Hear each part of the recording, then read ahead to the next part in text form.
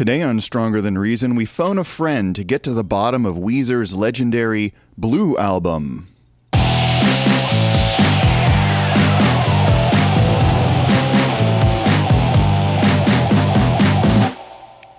Welcome to Stronger Than Reason. Okay, so if you recall, episode 50 was an intermission, a sort of meta episode where I sat back and reflected on how far this show has come in the past year. And I gave my best guess at where it might go in the future. I walked through some ideas of what I wanted to do and what I wanted to avoid. One of the things I wanted to avoid was having interviews. For one thing, the format strikes me as pretty stale, if only because 9 out of 10 successful podcasts are just celebrities interviewing other celebrities, celebrating the fact that they're both celebrities. And I'm sick of celebrities. I'm sick of even saying that word. These podcasts are especially heinous when the interviewer is some failed stand-up comedian who's resuscitated their career by reminiscing with old has-beens about their glory days and getting to the bottom of thorny questions like, wasn't it great back in SNL in 1992? How did it feel to get nominated for Best Supporting Actor for your work in Ghostbusters 2? How did you ever recover from dating Winona in 1998? And the endless name dropping of Billy and Marty and Lorne and whatever, and all these people can just get bent. I'm guessing their numbers are propped up by the same people who buy tabloids in the grocery store. But then, I'd be surprised if those people could successfully navigate the technology required to listen to a podcast. Anyhow, I admit that maybe I'm biased against interview podcasts due to the sheer amount of crap out there, but I also admit that there are probably some good ones with people who aren't celebrities, who have interesting perspectives, who might teach me something useful. It's just harder to find these, and to be honest, I can be pretty lazy with my entertainment choices. So after episode 50, I started to think some more about what doing an interview might entail. And one good thing about it is that it would give me a chance to talk to someone who's an expert on other bands or albums that are in this show's wheelhouse, but that I'm less familiar with. So it would give me a way to phone a friend on these topics, and a few such topics jump readily to mind. However, a bad thing is that I'd have to sort out the technical side of how to successfully conduct a podcast with someone else, especially since this show does have a visual component on YouTube, as meager as it might be. So cue a montage here of me researching and attempting various technical approaches, from multiple cameras and mics to online subscription services that claim to make it all super easy. In the end, of course, I just decided to try something that was as simple as possible and just use Zoom, truly the lowest common denominator.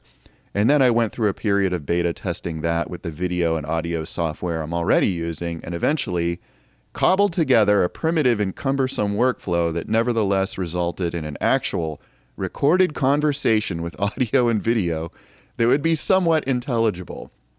So you might ask, am I systematically going back on everything I claimed in episode 50 that I wouldn't do?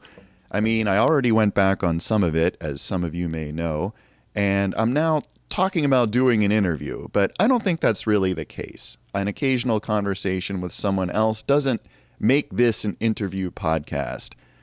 Think of bringing someone in as an experiment, or possibly as a way to intermittently spice things up, or maybe this is just the exception that proves the rule, and that's how I justified it to myself, at least.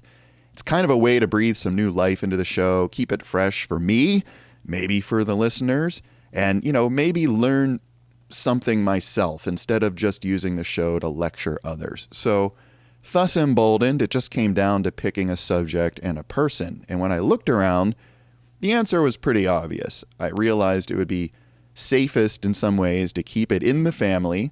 As it turns out, I have a couple of kids, and one's off at school, but the other still lives here, and for reasons I still don't understand, enjoys listening to music from the 90s.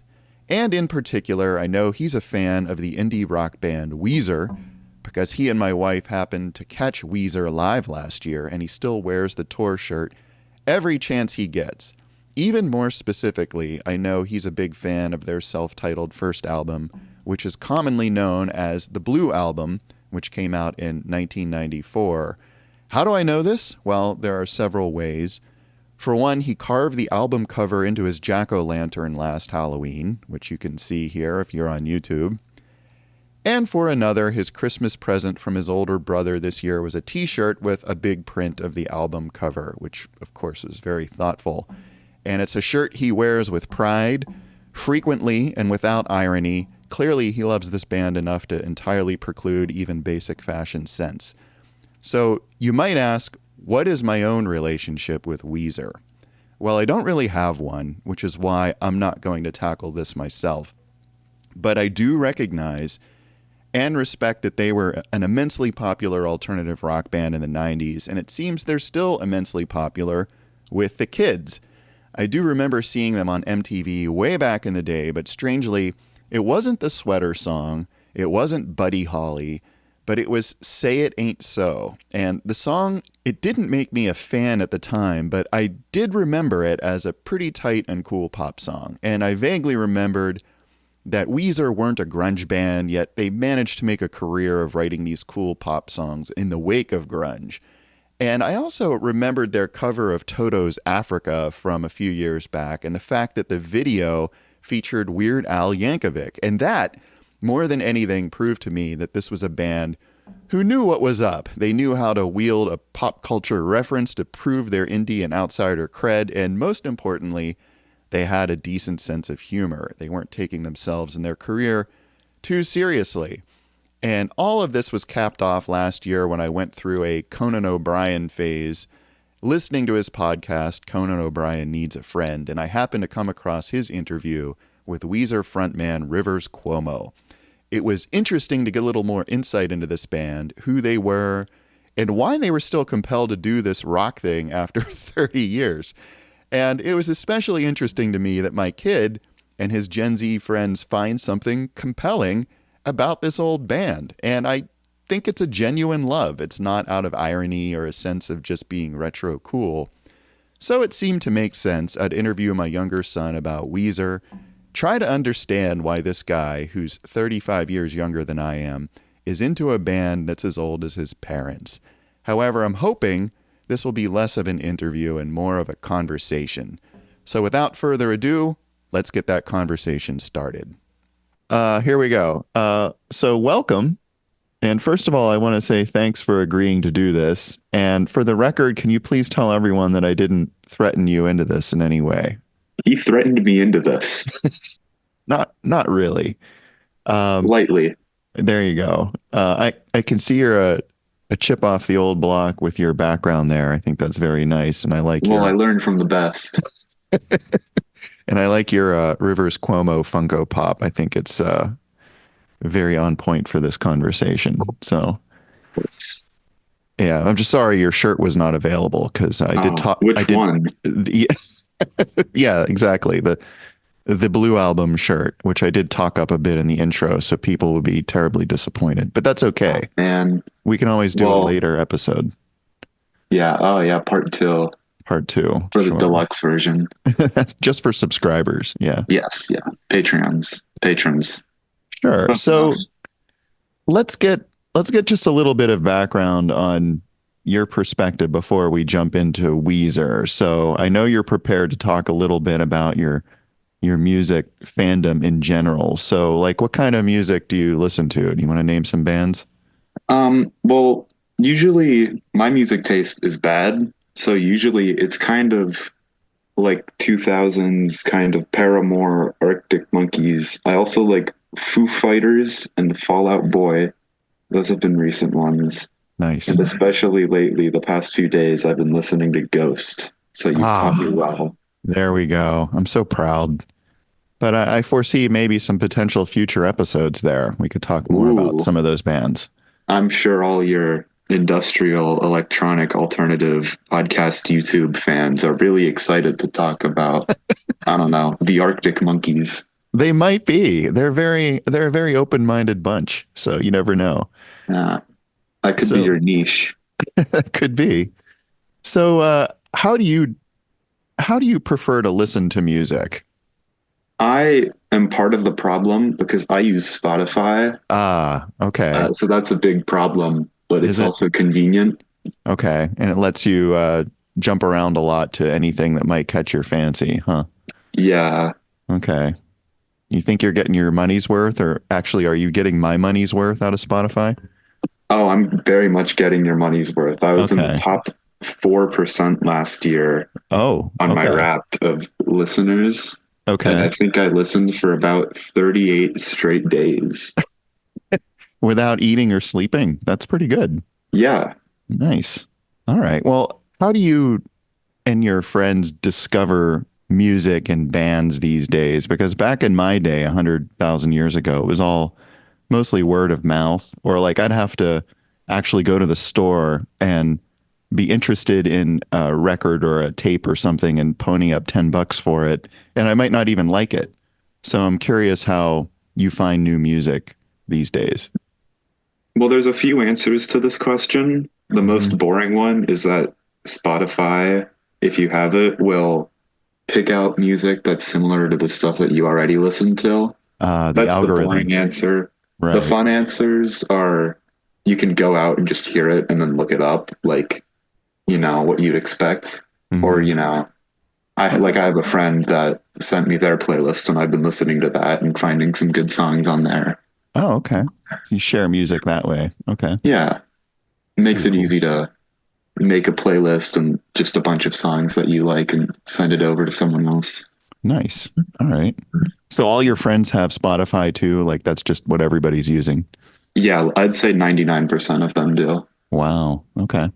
When did you first become aware of Weezer? Well, I've known of them for a long time, Hmm. but they're just kind of one of those bands that I've known of. But I only started listening to them about a year and a half ago or 2 years ago. Okay. Um, it's kind of a horrible story that I hate, but I was watching this video on YouTube and and his outro, the guy, it was a song and he covered it and I thought, oh, that's a cool song. I wonder, did he write that or something? So I did some research and it turns out he made a cover of a song. The only downside was that it was Weezer. And then so I started listening to that song, which Hmm. was The Good Life off of Pinkerton and remains one of my favorites. And Ah, then I okay. slowly branched out to Blue and then the rest of them. And then I went to see them live. Okay. So you were intrigued enough by the first couple songs you heard, you wanted to learn more about the band. Yeah, Hmm. yeah. I didn't really listen to that much music before Weezer. So it Uh-huh. was kind of like my first big band I listened to, Oh, okay. which is kind of sad, but also kind of funny.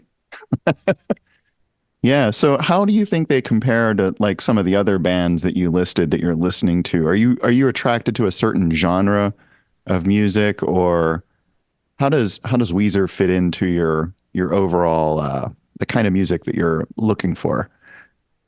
Well, that's a good question because I feel like I like music that's more, I guess that's like poppier. Like I don't know, just a bunch of screaming. But if it's like Hmm. catchy and good, then I usually like it. I Okay. like good music. That's what this boils down to. Okay. And this I is did a lot of preparation for this episode. I can tell. Yeah. So I think that the biggest burning question I have is what is it about this band and this album that we're going to talk about in particular that draws you in despite them being so old? I mean, they're my age.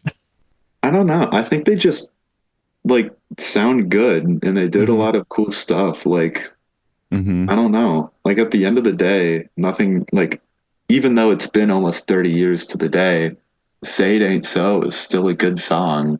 And just Yeah. like Buddy Holly, even if Yeah. I've never seen an episode of Happy Days, Maybe we'll have to check that out. Yeah. yeah, some homework for the episode. Some binging in our future here. Yeah. Yeah. I like Weezer in the sense that I like bands that I also like pop music, obviously, maybe pop music with a bit more of an edge in some cases. But in my mind, Weezer is a good example of like a power pop band. They do have an edge, but it really is that pop music, like verse, chorus, verse kind of traditional structure that they play Yeah. around in. And there's so much you could do with that structure, just like with blues music often has, a very similar structure to all of other blues music, yet there's a lot of expression and variation within that theme. And I think Weezer is a good example of that for like, power pop or indie rock or pop rock or whatever you want to call it, or maybe even emo. I don't know. Are you into any bands that are very new, like just up and coming bands? Not really. All of the music I listen to is kind of established. Okay. The only band that's like small that I have started listening to was part of the playlist that was sent me. Hmm. Um, it's Calabrese, and I'm looking right now, and I haven't really listened to them that much. Okay. They've been around for a long time, but Spotify only says they have about 75,000 monthly listeners and only 75,000, but Hmm. in terms of Spotify, that's not that many. Okay. So you're looking for some more emerging music too. That's cool. If it sounds good, I'll listen to it. It doesn't really matter how many people. Yeah, it's a good attitude. All right, so let's start talking about Weezer a little bit. And the first question I have is like, what's with the name? Is there some meaning to this name? Oh, there is lots of meaning. So when Rivers Cuomo, which is this guy who's the singer Ah, of him. Weezer, he's the Gotcha. front man. When Right. he was a young boy, his father he had asthma, right? So he would be coughing and stuff. Ah, And so okay. his father used to joke and call him the Weezer, right? And that's his nickname, Weezer. Oh, okay. And he never spelled it, his dad, he never spelled it with an H like you would expect or like anything like that. Hmm. So then when they were looking for a band name, I think they just said Weezer and then it stuck. That's pretty good. It's It's a a pretty funny story, I think, at least. Yeah, that is interesting that it was actually his nickname at one point in time. So Rivers Cuomo plays lead guitar and obviously does vocals, and Patrick Wilson plays drums, right? And Yep. Brian Bell is on rhythm guitar and background vocals. And then for this original incarnation of the band, there was a guy on bass who's not in the band anymore, right? And Yes. He quit after their second album. His name okay, was Matt Sharp, okay, and he did bass and also did some backup vocals along with Brian. okay. Um, of course, what you are forgetting is that there was also Jason Cropper, who was the guitarist before Brian Bell, but he Oh, got fired and kicked out for a few reasons I that see. I don't really know much about. Okay. But he has played with Rivers and like unofficial kind of smaller concerts or gigs or whatever you want to call it. So Oh, I okay. think they're all good now, but just when it was forming, it was just, I don't know, a sense of tension. Yeah, that certainly can happen, I'm sure. And Uh, all of his parts were then later redone by Rivers in the actual recordings. hmm. But I do know that he wrote the opening riff part to the first track, My Name is Jonas. Oh, really? Okay. I think so. I learned that on the internet and I didn't fact check it, so it must be true. There you go. If only there was some way we could really figure that one out. But hopefully you got a writing credit for that. That's pretty cool. Hmm. The one funny story that we talked about last year, when I heard about it, about Rivers Cuomo, was the story about how he once enrolled in Harvard to study music composition, and he was in the class the whole semester or year, and no one really knew who he was until they were like almost literally the last class. And then they finally figured out, hey, there's this famous guy in my class. Actually, that also has something to do with Blue because I know you gave me this paper and it has the cheaty background of what we're talking about, but I did not. oh, you're right. I made that up. Okay.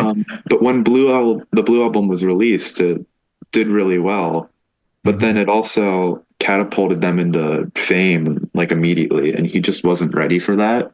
So Okay. that's why he went to Harvard. He was like done, Oh, and so okay. he just went back to study, or not went back, but he went there just to as a change to see what would happen. Really, there's a funny interview, I think, where he was asked this question and he was like, yeah. And we were all talking about like, oh, what are you doing over the summer? Oh, I'm doing blah, blah, blah.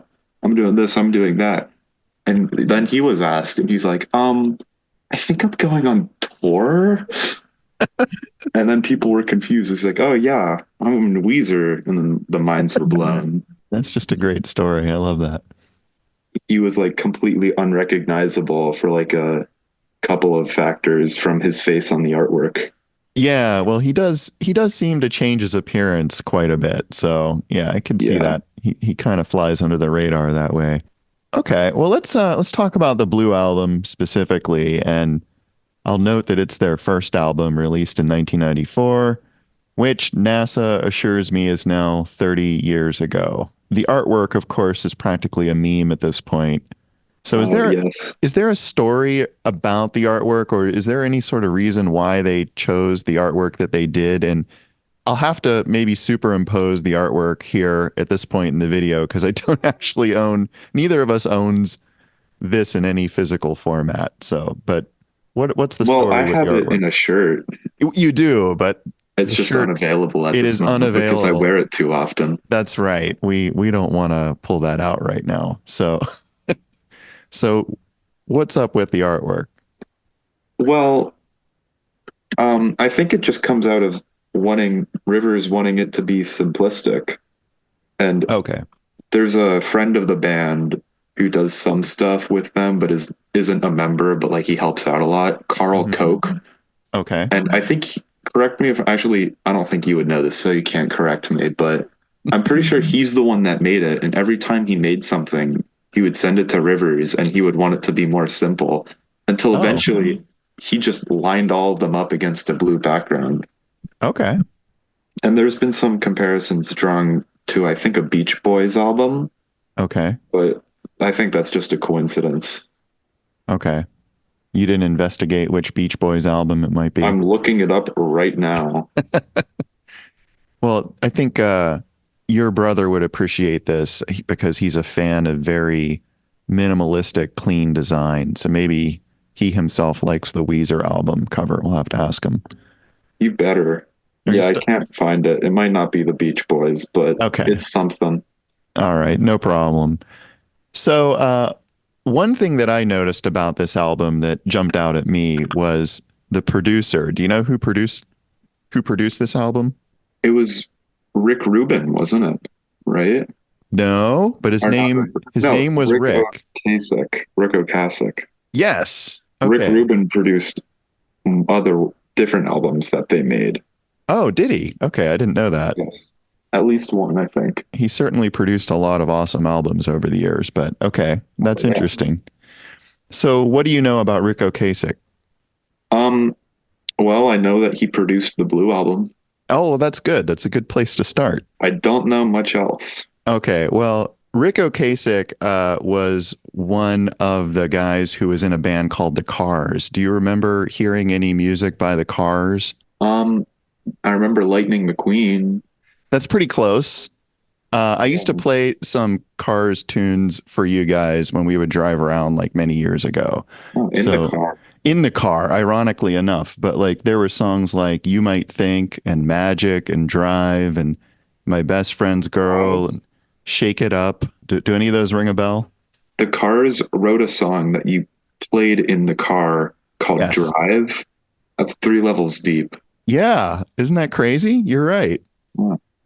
I don't Yeah. recognize these names, but I'm sure if Okay. you played them, I would know. You probably would recognize them, but I'll have to learn you about some Cars because they're just a fantastic band and Um, yeah, they've been around forever. So Ric Ocasek was already like a big star in the 80s because of his association with that band. And also the fact that he married Polina Porizkova, who was a supermodel, and he gave hope to all gangly, gawky guys everywhere that someday maybe they could marry a supermodel too. Like So you. thanks a lot. Yes. So yeah, I also wanted to ask you if you knew who inducted the Cars into the Rock and Roll Hall of Fame. Rivers Cuomo. No, good guess, but it was actually Brandon Flowers of the Killers. Ooh. Yeah. That's another band I like. So I think you need to, since Brandon Flowers likes the Cars, I think you owe it to him to check out the Cars sometime. I think maybe I have to now. Okay, you have to. My other guess was going to be Weird Al, but I don't know. Exactly. Yeah, we're going to talk more about Weird Al here in a When's bit. the Weird Al episode coming out? That's a really good Fans want to question. know. That is a really good question. Man, I don't know. Jeez. All right. See, I bring on my first guest. He's immediately busting my chops about this stuff. Well, Um, maybe if you made one already, then I wouldn't be. Good point. Good point. All right, so let's go down through the tracks on the Blue album here. As you know, I did listen to it over the last week or so to You've make got sure a I good one listen I behind your got a belt. good one. This is why I had to bring you in because I'm not prepared to talk deeply about this record. I knew you would be though, judging from your What are my name. top artists in 2023? I Exactly. was in the top 0.0005% of Weezer listeners. There you go. That's why you're sitting on this show right now talking about them. So, Yeah, I'm one of absolutely. under like 30 people probably. Probably. All right. So the first track is called My Name is Jonas, and I want to know who's Jonas. Um, so this is a fun question because I don't know. Oh, I've never known why his name is Jonas because it's not. His name is Rivers. that's true. Side tangent, Rivers Cuomo is not a stage name. His legal name, his mom held on to him for so many months while being pregnant. He was Hmm. born, she held him in her arms and went, ah, yes, Rivers Cuomo, which I Wow. think is funny. Okay. Um, That's interesting. so Maybe we should have named you Rivers. That would have been uh, cool. please don't. But So I have no idea who Jonas is. no clue. Okay. I did think this song had some really nice acoustic guitar on it, though. Mm, Yeah, and it was pretty clear that these guys had a lot of skill. And I don't know what this song is about. I kind of got vibes of, growing up, choosing a path in life. Do you want to have a safe, predictable kind of life or a crazy life where you sort of gamble it all? I don't know. That's kind of what I got from it. Is that what you get from it? Yeah, it's kind of like growing up and looking back Hmm. and like thinking about, I guess, life, and also a part about his brother. Um, Yes. Yeah. that's also in it. So I guess it's like family and looking back. Right. But not his family because he's not Jonas, some other guy's No, family. no, Okay. Okay. Well, that was a good song. Anything else about that song that jumps out at you? I can't think of anything aside the obvious. His name is not Jonas. Yeah. I think it's a good, strong opener for the album, though. It kind of gives you a very good idea of what's coming up. Yeah, it was also Uh, the first song they played at the concert, the indie rock road trip. oh, yes, which we're going to get to. We're going to talk more about your concert experience. It's the first song on their first album, so they played it as the first song Ah, for their is it concert. always their opener at every single show? I don't know. I imagine probably not, Okay. but I thought it was nice. Yeah, that is nice. That's cool. So the second song is called No One Else. I thought this was a pretty cool song. One thing that struck me about it is it's just got the chugging guitar going through the whole song. So it's not like one of those songs that's quiet, loud, quiet, loud. It was more like just beating you over the head with a guitar for 3.5 minutes. Yeah, and this one has pretty silly lyrics. Hmm. I mean, yeah, mostly it's about just, it's hard to defend this one because it really just sounds like him being abusive, or not abusive, but like controlling. But Yes. don't worry, it's Weezer. No one who listens to Weezer has a girlfriend, anyways. Yeah, I definitely got like creepy, sort of controlling vibes from this song. Yeah, But on the other hand, it's such an upbeat and kind of happy, energetic song. So it's sort of yeah. a strange mixing of the two. And don't worry, because segue in the next song, The World Has Turned and Left Me Here.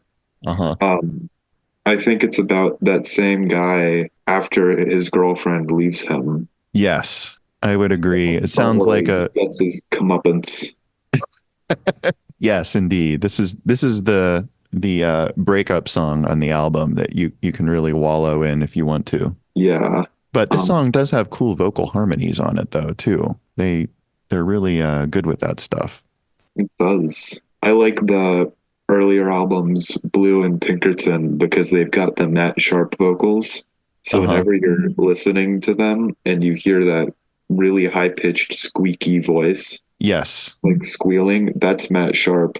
Okay. So does the newer bassist do vocal harmonies also? I want to say yeah, but he doesn't do them like Matt Sharp did. Okay. Yeah, that Uh, falsetto is kind of hard to hit. if he does, it's mostly Brian, I think, Okay. or just different recordings of Rivers singing with himself. Gotcha. So track 4 is the big one, isn't it? It is.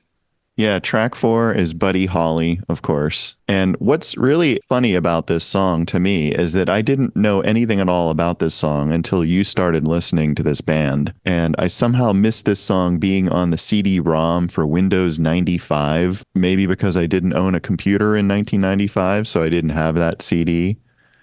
But yeah, I didn't even know that had a song called Buddy Holly until you brought it up one day. Hmm. Do you know who Buddy Holly was? Yeah, he was the singer, and he has the glasses, and Yes. then he died in the plane crash, and then Yes. Queen wrote American Pie.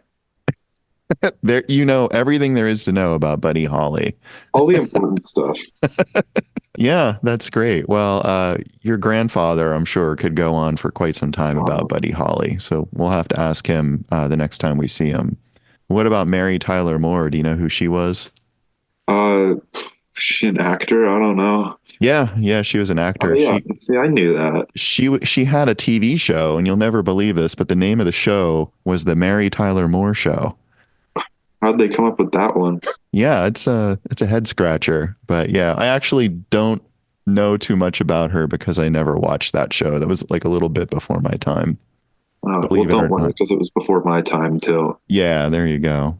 What do you think about this song though? I think the video is pretty amazingly done, I have to say, because it was all new to me. Like I know most people have been bored with this video now for 30 years, but I just saw it for the first time about 6 months ago and I was like, wow, it's actually really well done. Yeah, this is one of their hits. I mean, Of so like course, yeah. riff towards the end before the last chorus is one of the most like edited and joked about pieces of the album, if not Okay. the most, apart from just the cover itself. So Yes, it and played a big and part in Weezer being like current now, I feel like. really just that little bit in this song? I would say so, because like all of the memes that you see about the cover and stuff, they all are hooked up to that part. Wow. Okay, I didn't realize that was such a important piece of this album. Yeah. At least that's what it seems like to me. Okay. Well, It I also opens with the unforgettable line, "What's with these homies dissing my girl?" that's right. Which kind of, you know, that's the entire point of the whole song, right? That it's a song that he's basically sticking up for his girlfriend who's a little bit different, right? Yeah. That's, I think, a good message. Hmm. And that he doesn't care what they say about them anyways. He doesn't care about that. There you go, right? Did you have anything else to say about that? No, I think that's it. Okay. It's a good song. It is a good song. That takes us to another very popular song of theirs, which is Undone, the Sweater Song. And Mhm. I heard that this was actually the first Weezer song that Rivers wrote. Is that true? I don't know. It very well could be. I mean, I too read this on the internet, which never tells a lie. So I'm pretty sure it's true. I do know, or at least I'm pretty sure that he wrote this and then just accidentally made it sound like another song that was around that he Yes. listened to. But I think that was an accident, and Right. I can't for the life of me remember which song it was. Yeah, I actually know the answer to this. The riff almost exactly matches the riff in Metallica's Sanitarium, Yeah, that. which just proves that Weezer has an unconscious metal bias to all of their music.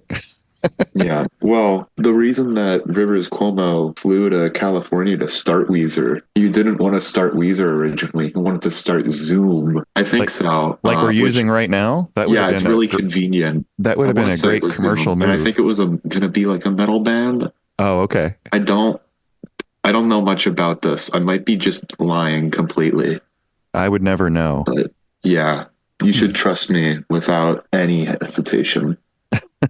I'm a Yeah, stranger on the internet, you are. Yes. Uh, except for your friends that watch this show. Hello. yes. That they know your secret identity. Uh-oh.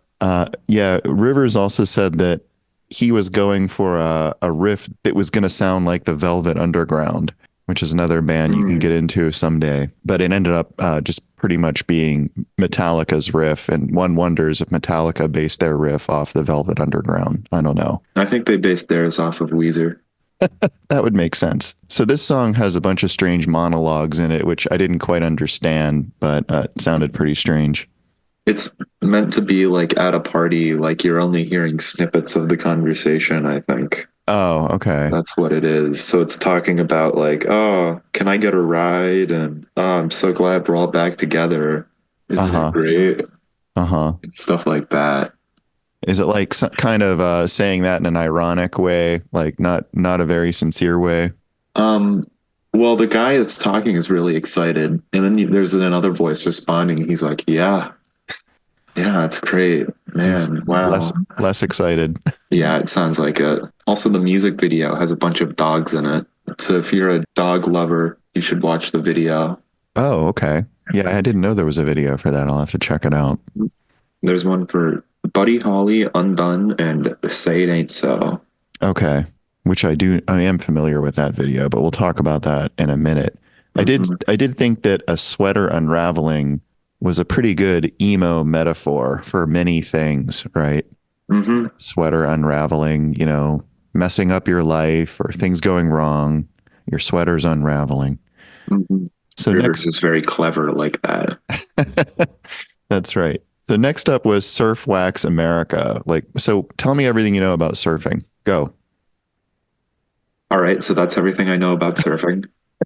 Yeah, so this sounded kind of like a song about surfing on the surface, but I was pretty confused because there was all this stuff about the undertow strengthening its hold, and now I can never go home. And it made me think maybe something unfortunate happened in this song that I don't know. I can't really figure it out. What do you think?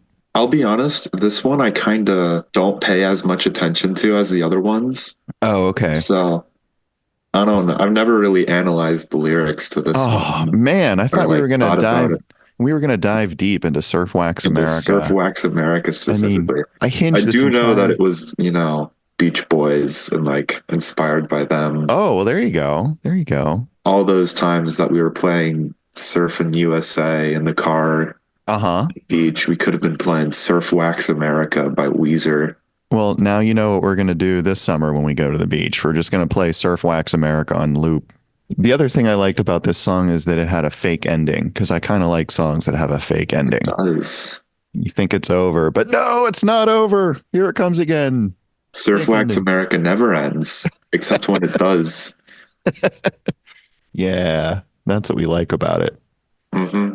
So let's move on to the track that we're all here to talk about. The highlight of the album This is why we wanted to have this podcast episode in the first place because it's and Say the It Ain't podcast in So. general, right? It's all been leading up to this moment. Yes, that's right. 50 plus episodes leading up to Say It Ain't So by Weezer.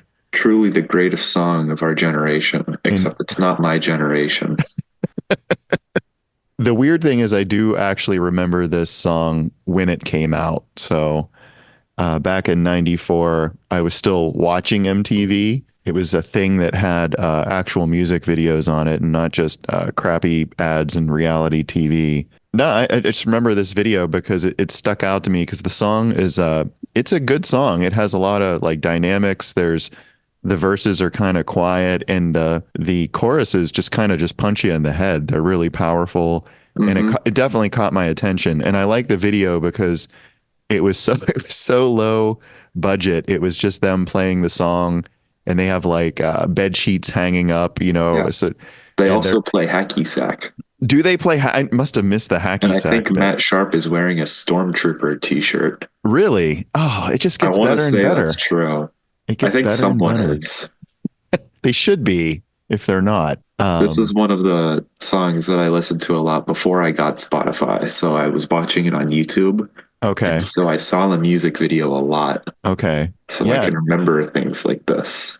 that's good. Yeah. I'm going to have to go back, and I did watch the video again last week to prep for this episode, but I think I'm going to have to go back and study it some more Mm, and, listen to the song another dozen times because it's so good. is a good song. Yeah. So the next song is In the Garage. And you know what I'm going to say here. I have to say that right off the top, this song sold me because it mentioned the Dungeon Master's Guide and a 12-sided die. Oh, yes, yes. Do your adoring fans know about your dice? Well, I did reveal some dice in the previous episode, so I think that's emerging here. We're revealing Yeah. that slowly. This is a fun little snippet into our lives for the audience. That's Um, true. It is. I'm not I'm not going to be able to go to college anymore because Mr. Stronger Than Reason over here spent all of the college savings on D20s and dice. It's just like an ocean of dice and like you have to swim through it if you want to Hey, I have get to live my life, I can't let things like kids and their future keep me from living my life. So yeah. don't make me feel bad about myself. Yeah, it's becoming an issue. So they also mention Kitty Pryde and Nightcrawler. Do you know who they are? No. Oh, okay. But so they were from the X-Men in Of the old, like course. especially like the old comic books. So when I was maybe a little bit younger than you, I still collected X-Men comic books, and somewhere deep in our archives, all of those comic books are still in there, and they were characters in the X-Men. So immediately, like Rivers Cuomo, I feel like he's talking specifically about me in this song, and I've only gotten through like the first 4 or 5 lines of the song, Yeah, and I you're think, all a bunch of nerds yeah, exactly, yeah. playing D&D and listening to Weezer. That's right. That's right. And I think this song speaks to all the outsiders who think we're really creative, but really, no one cares about anything we do. But underneath it all, we find comfort in that. So we can still be weird and stuff and not worry about a lot of people finding out about it. That's what this song means to me. Yeah, I think you really hit it there. I mean, it's not really a song that you have to think about too hard. It's kind of, staying safe and doing things that you enjoy and Yep. like not really, you know, Yeah. I don't care about that like Buddy Holly, just forgetting what other people say, There you go. There's a trend. eating your candy with your pork and beans. That's another Weezer joke, but that's from the Red album. Oh, you're getting ahead of us here. That's going to be a Yeah. future episode. So Uh, don't say it so confidently. We'll see how this one performs. that's right. That's right. It's like a I big want budget. 1,000 views in a week. That's it. Anything other than that, folks, he's not going to ever do another one. So Yeah, this is your last chance. So smash that like button and hit the subscribe button. Ring the bell. Ring the bell too. oh, He's jeez. making me say this. It's on the piece of paper that he No, gave me. no, he's lying. All Okay, right. that one So was a lie. Holiday, nice vocal harmonies. It calls out Jack Kerouac's On the Road, which I thought was cool. You should read that book. We have that book. Oh, And strangely, it's not in your room. It's I'm downstairs. shocked. I was about to say another Yeah, snippet into our lives. that's right. He keeps all of his books in my room, my bedroom. So I Well, have to sleep with an entire wall taken up by just floating shelves full of books. it's not And it's fair his fault. to ask me to get rid of all of my stuff Burn them. just Burn because the I had some books. kids. I mean, Burn come them. on. Burn them. The last track on the album is called Only in Dreams. And I have to say, I got worried when I queued it up and saw it was over 8 minutes. Yeah, it's a long one. Yeah. And there was a nice breakdown, towards the end. It breaks way Hmm. down and then it builds up again and has a really big ending, Yeah. which is a cool song. I thought it was a nice album closer. Did Yeah, they it's a good one. do they do this as an encore when you saw the show? Did they play They the did song? not. Oh, that would have been I great. forget the exact playlist or the set list that they did, but they did close with Buddy Holly. Oh, So I that can was say it. that. Okay. That was their closer. Yeah. Okay. Well, and I should point out, I want to point out that you played a clip of video for me that you took when you were watching them play Buddy Holly. And it was that tiny little bit at the end where they play the 5 or 6 notes and then crash back The into the riff. song. And someone you were with was just completely screaming at that point, huh? Yeah, that was not me. Not you. It wasn't mom, I'm pretty sure. It was someone Well, else. you don't know that. It might have been mom.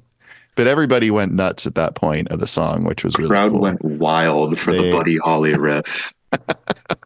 I never knew. See, I didn't realize the importance of that when you showed me that clip the first time, but now I know. Okay. Yeah, it's how you summarize Weezer. That's it. So that's the whole album. So how was the Blue album received? Like what happened next? What was the immediate aftermath? Well, they were very successful. And like I don't have like a Wikipedia article or something in front of me, so I can't give exact stuff. But Sure. I do know that it blew up like really quickly. Hmm.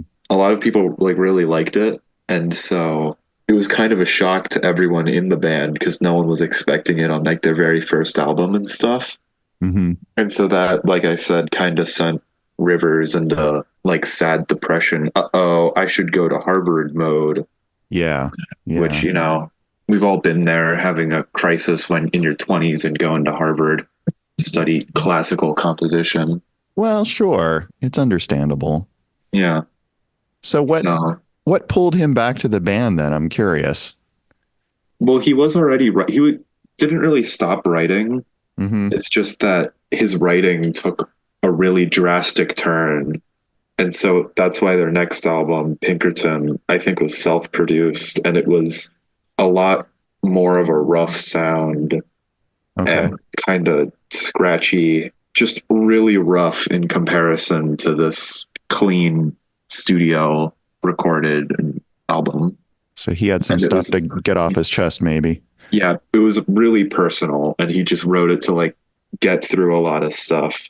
Hmm. And then unfortunately, everyone hated it when it was released. Oh. And so then that kind of worsened him Hmm. until he got back with the Green album, which is kind of a return to form, but is boring now. It's But boring, you think? that's what got them back was kind of the Green album. Mm. But then now, of course, Pinkerton is a legendary album, and Uh-huh. everyone agrees it's one of their best, if not their best. But I think their best is the White Album. Don't kill me or dox me, please. Okay. Wow. But did you say the Green album was boring? Yeah, well, after the release of Pinkerton in '96, they kind of just fell silent until 2001, Hmm. just because the response was like that harsh and like no one was really sure if Weezer was going to exist. But then they kind of decided to keep going, and their comeback was the Green album. But the way that they came back was kind of just now it's considered like boring, kind of poppy, and it does sound like the Blue album, but also it's just kind of uninspired. I feel like I don't know. I don't Gotcha. listen to that one as much, but it does have some hits. Like I think "Island in the Sun" became a TikTok thing and now it's their most played on Spotify ever, and currently stands at the time of recording at 713,006,873 plays, Wow. That's which amazing. is about double of Buddy Holly. Jeez. That's Yeah, impressive for, any musician, those sorts yeah. of numbers. So talk about seeing them live. Like you went into that show, did you have expectations for it and were they met? Yeah, I went in there thinking it was going to be a good show, and now I've never been to a concert really, except for like when you would take me to ones that you were going to, and like Mm-hmm. I guess smaller ones. So this was my first concert experience, and I was expecting a good show, but I don't know. Maybe it was just because of like the people that I went with, Mm-hmm. or just because it was the first time. But it was like a really fun night and like one of the best ones, if not the best, like in terms of fun I've had in my life. just Wow. going out there and driving a good few hours to meet up with some friends and just watch this band that like I've been listening to for like a year up to this point, and it's been like nonstop and Uh-huh. has become like this huge thing in our friend group. And Yeah. like, That's yeah, awesome. and just Yeah. getting to see them in person, in the flesh, and it's all live. And then Rivers said that he's basically all of our dads, which was a bit strange, but I give him a pass. And then Yeah. he played the riff, and the crowd went wild. Well, as far as music fandom goes, there's really nothing better than getting really, really into a band and then going to see them live. Like Yeah, right when you're really into them. Like it really doesn't get much better than that, short of maybe, meeting the band or something like that. But that's great that you had a chance to see them right then. But I understand that the Blue Album turns 30 this year on May 10th. So that's they're true. It does. and I heard that they're going to be touring again. Do you think you'd be up for seeing them again? Maybe. It Maybe. depends what my friends are doing. They are Okay. teasing something, and I don't know what. Okay. It might be another tour. It Okay. probably is. I thought I saw details about another tour, so maybe I don't know. You have to get out there and poke around a bit more, maybe. They are touring this summer with the Smashing Pumpkins in the British Isles. Oh, okay. So that's its own thing. That's fine. We all know about that. Okay. But lately, they've been teasing, like, are you prepared for the voyage? And like a picture of four people's feet, I guess, lined up.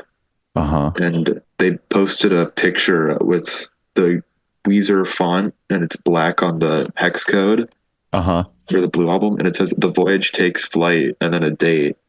So they're doing something with Blue, Okay. but no one really knows what. Interesting. We'll have to keep an eye out for that. And who So, knows, maybe we'll work it into our summer if there's something going on. ooh, that would be fun. Don't worry, I put my email into the mysterious link that they posted. So Oh, okay. Well, nothing bad could come from that. So that's no, good. no, I trust Rivers with my full heart There you and go. email address. Yeah, you have his Funko Pop, so he knows you're one of I the good do, ones. I So, do. all right. So, I guess that's it with the album. Anything else you want to say about it? Um, I guess I know it's Weezer, but like give it a chance. It Hmm. worked for me. Wow. Wow. And we could have no better recommendation than that. So, I know your friends have been trying to find this podcast. So, do you think you'll tell them about it now that you've been a guest? Um, no, not the name of it. They had Okay. their chance. They had their chance. Okay. It's gonna be embarrassing if they find this. Hi guys, please don't clip this and put it everywhere. I'll cry. Yeah. Just say no to cyberbullying people. Come on. Yeah. All right. Well, thanks for participating. I know I, for one, learned a lot. So Oh, of course, yes. I appreciate it. And thanks to our listeners for being patient while I systematically break every promise I've ever made about this show. What can I say? I'm a crazy person. So I have to say this legally. So hold your ears. You're listening to Stronger Than Reason either on YouTube or as an Apple or Spotify podcast. And you want to go ahead and close us out? I would love to. So, as always, thank you for listening, and until next time, stay strong.